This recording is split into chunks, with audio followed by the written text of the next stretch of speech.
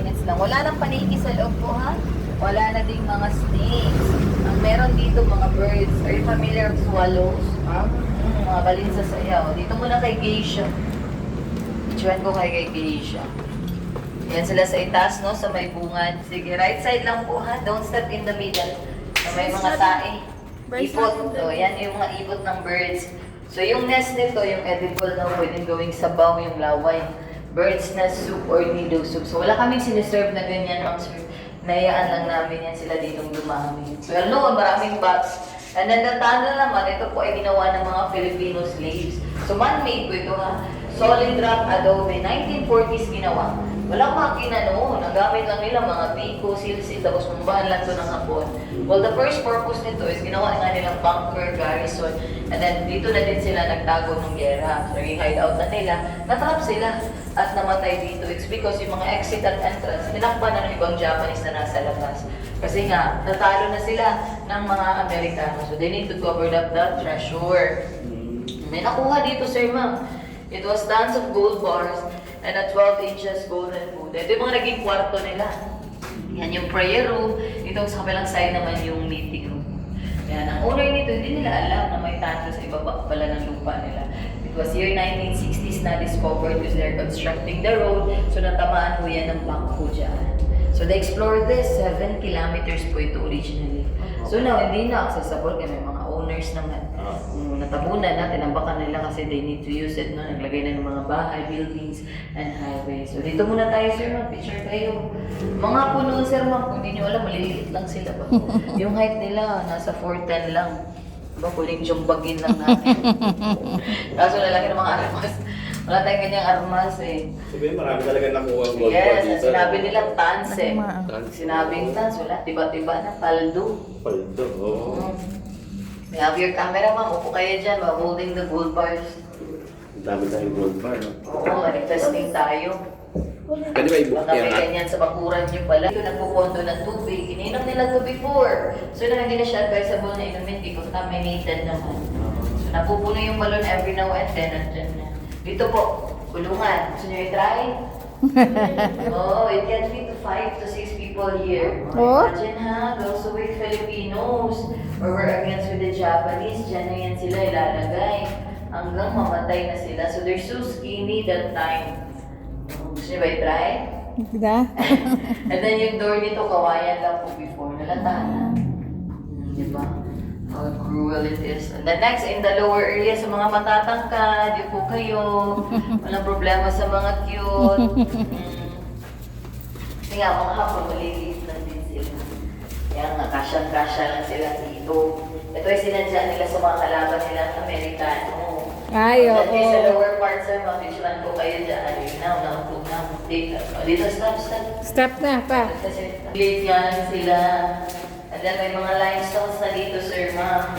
Yung stalactite, so nakalas pa namin yung mga sir. Yung mga limestones doon. You know, nagpo-form na yan sila. You know what, it takes hundreds, no? And thousands of years bago yan mag-form. Yan, no? Ito, ano tong formation na to? Hindi yan galing sa CR po, ha? Yan po ay rainwater. Ito, to? Opo. Yan sa mga puti-puti na yan. Oo. Yan yung mga bawal natin i-touch. Because it's very sensitive. Ito parang ginto, ah. Oo. May dito ba ka daw eh. Sana nga, gusto tayo makakuha. Parang sa inyo sa gold, yung ganyan klase na design. Yung mga mag-brown-brown. Oo. Well, now we are more than 20 feet na. Sobrang lalim na natin, Ma'am Sir. Saka wala ng signal. Acid rain talaga. Oo, mayroon talagang ganun.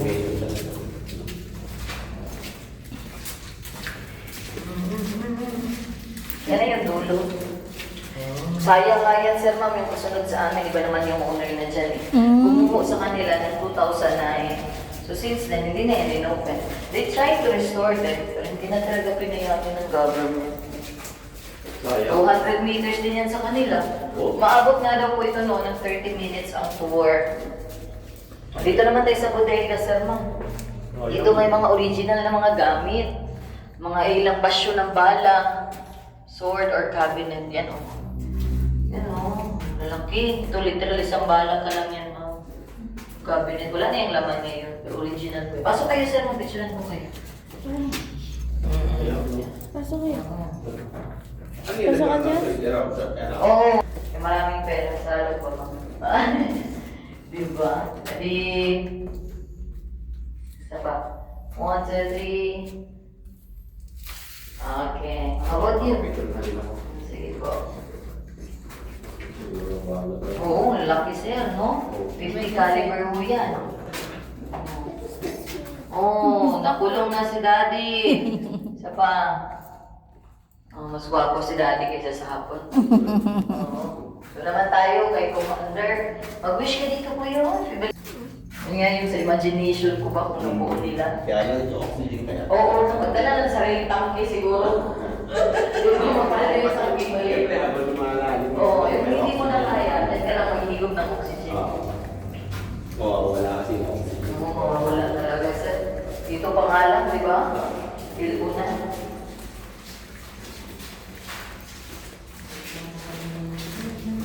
Ngayon, nilagyan na lang ito ng hotel, restaurant, saka swimming pool na kaya. Hindi na pakantahan niya pa yung lupa niya. Saka yung tanan niya. Kung hindi ito binalikan ng year 2000 ng Mars Survivor, walang kwento nito, sir. Siya na nagawa kasi ng testimony ni Charles. Kaya ganito. Ito na yung sa namin 2000. The Japanese lang po. Japanese time po sa...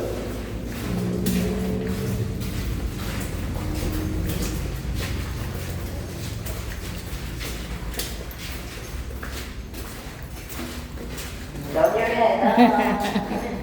Mundi ka na.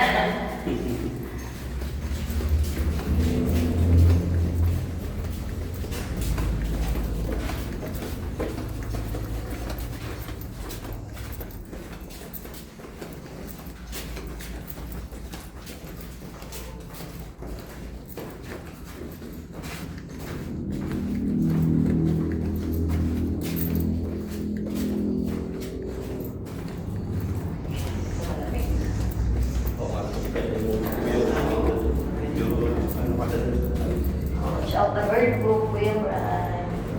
Mga tahi.